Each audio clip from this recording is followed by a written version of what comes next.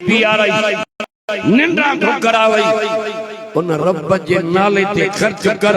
दडहूं करे मोटाई दी ये जेका जमात वेठी आ अर्ज थो क्या ते इन मेड़ में हे मिस्कीन मदद थवा इन चनन साहबन जो साईं मोहम्मद यूसुफ रहमतुल्लाह अलैह ये को उस्ताद उलमा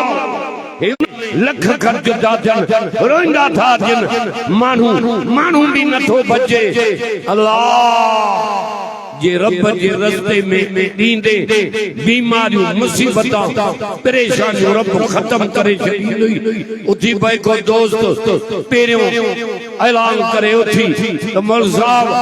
मां 2000 जा हर साल ड्यूटी ॾींदा असां इन मदरसे जी इन जे करे ते मिस्कीनन चना साहब जेके वीचारा हुजूर जा मेहमान तालिब जन जी खिदमत था कर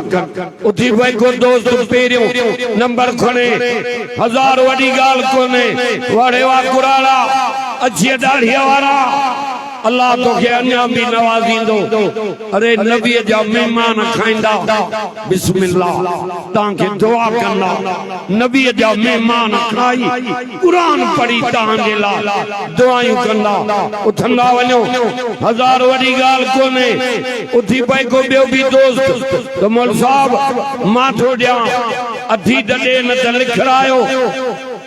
इंशाअल्लाह बरकत थींदव हेड़ो मिठो कुरान ॿुधो अथव अञा निंड पियो आहे हे अल्लाह जो रहमत वारो कुरान बरकत वारो वड़े वा मुझा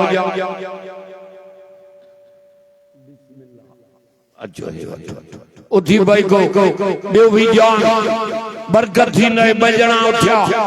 टियों मुजाहिद हयात ते दुबार को नहीं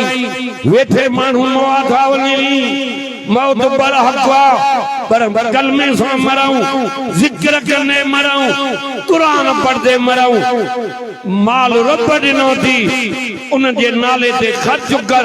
इन कुरान में लिखियो पियो आ जान भी मां दिनी मां माल भी मां दिनो मां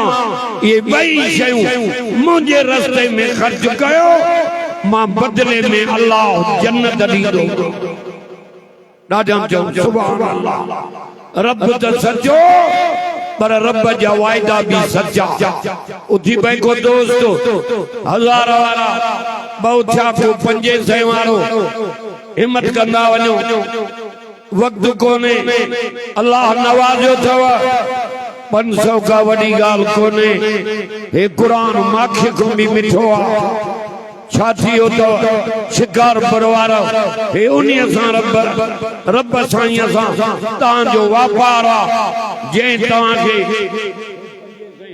नंढड़ो 500 वारे वा मां 500 चया इन 1000 दिनो